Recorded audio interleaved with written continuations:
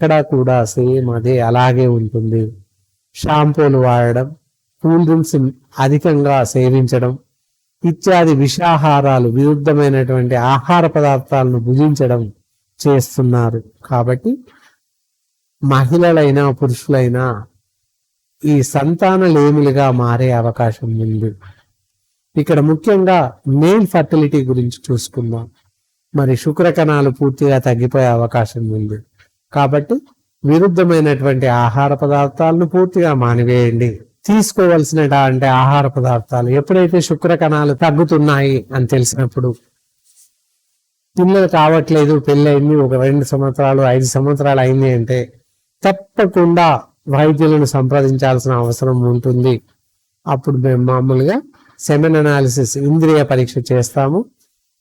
దానివల్ల శుక్ర కణాల సంఖ్య ఎలా ఉంది, సరిపడేంత ఉందా, ఎక్కువగా ఉందా, క్షీణించాయా లేదా, ఏ విధంగా ఉన్నాయి, వాటి యొక్క పరిమాణం ఏంటి, వాటి కదలికలు ఎలా ఉన్నాయి అనే విషయాలను తెలుసుకొని పరిగణలోకి తీసుకొని పూర్తి స్థాయిలో వైద్య చికిత్స అందించే అవకాశం ఉంది. దాంతో పాటుగా తీసుకోవలసినటువంటి ఆహార పదార్థాలను చూసినట్లయితే మజ్జిగ, పాలు, పెరుగు ఎక్కువగా తీసుకోవాలి. ప్రతిరోజు ఉదయం సాయంత్రం గోరువెచ్చటి పాలను తీసుకోవాలి.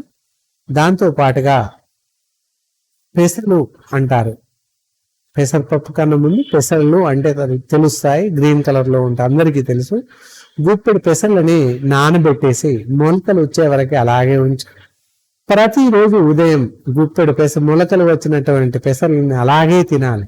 అందులో ఉప్పు వేయడం, లేదా చిల్లీ పౌడర్ వేయడం, లేదా పెప్పర్ పౌడర్ వేయడం అలాంటి ఏమీ చేయకూడదు. ఖాళీ మొలకెత్తిన పెసరు గింజలు మాత్రమే తినాలి. అలా తిన్నట్లయితే శుక్ర కణాల పుష్టి, శుక్ర కణాల అభివృద్ధి బాగా జరుగుతుంది.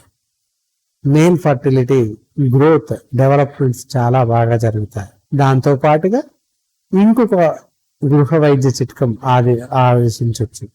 ఎలానంటే ఒక కప్పు పాలలో, గోరువెచ్చటి పాలలో ఒక గుప్పెట అన్నం అందులో వేసేసి, బ్లాక్ పెప్పర్ పౌడర్ అందులో కాస్త వేసేసి కలిపేసి మజ్జిగ తోడు వేసేయాలి. ఉదయం వరకు అన్నంతో కూడుకున్నటువంటి మజ్జిగ అన్నం తయారవుతుంది.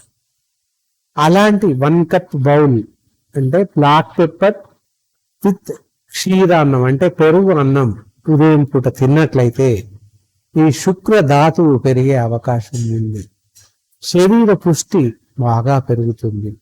ఎప్పుడైతే మనం సాంసారిక జీవితంలో పూర్తి స్థాయిలో సంతోషంగా పాల్గొనే అవకాశం ఉంది, ఏమాత్రం అలసట అంటూ రాదు. తర్వాత ముఖ్యంగా శుక్ర కణాలు, శుక్ర ధాతు పూర్తిగా పెరిగే అవకాశం ఉంటుంది. వాటి సంఖ్య మరీ ఎక్కువగా పెరిగే అవకాశం ఉంటుంది. ఎప్పుడైతే వాటి సంఖ్య తగ్గడం, క్షీణించడం సంభవిస్తుందో అప్పుడు సంతానం కలగదు. కాబట్టి ఇలాంటి ఆహారం తీసుకున్నట్లయితే మంచి వృద్ధి చెందుతుంది. శుక్ర ధాతువు బాగా వృద్ధిలోకి వస్తుంది. శుక్ర కణాలు బాగా అభివృద్ధి చెందుతాయి.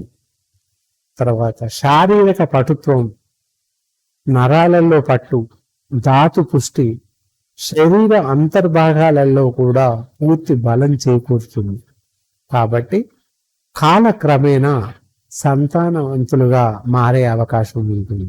వీటితో పాటుగా తప్పనిసరిగా మీరు అనుభవజ్ఞులైన ఆయుర్వేద వైద్య నిపుణులను సంప్రదించినట్లయితే దానికి సరిపడేటటువంటి మీకు జరిగిన నష్టాన్ని, మీకున్నటువంటి అవలక్షణాలను పరిగణలోకి తీసుకొని ఎందువల్ల శుక్రకణాలు క్షీణిస్తున్నాయి తెలుసుకుని వాటికి సంబంధించిన సరిపడేటటువంటి పూర్తి స్థాయి వైద్య చికిత్సను అందించే అవకాశం ఉంది.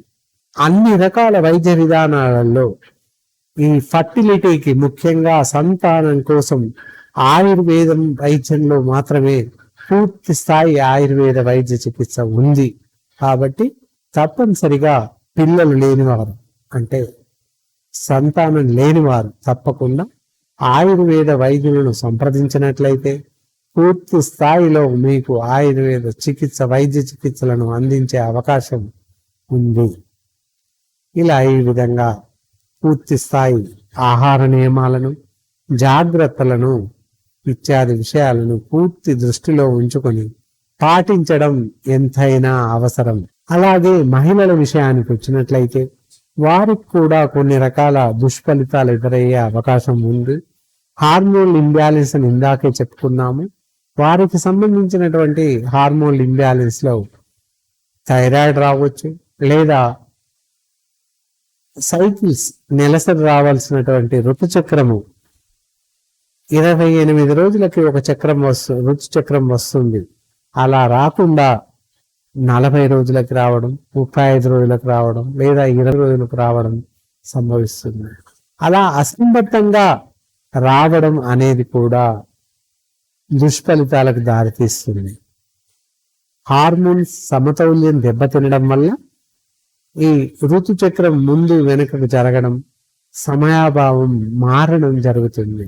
అందుకని మహిళలకి ఎందువల్ల ఋతుచక్ర సమయానికి రావడం లేదు, 28 రోజులకు రావడం లేదు, కారణం ఏంటి అనేది తప్పకుండా పరీక్షించి తెలుసుకోవాల్సిన విషయం.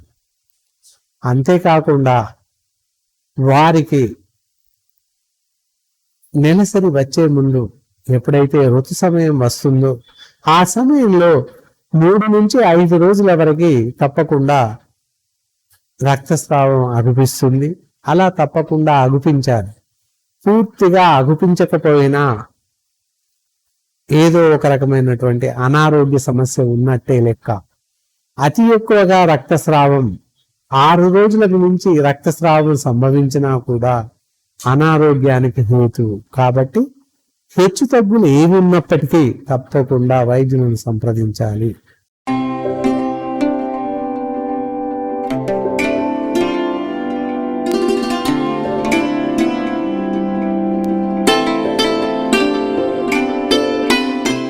ఇరవై ఏళ్ల నుంచి మంచి ఉచ్చ స్థాయిలో ఋతుచక్రం విడుదలవుతుంది. అండాశయాలు కూడా మంచి ఆరోగ్యకరంగా విడుదలవుతాయి.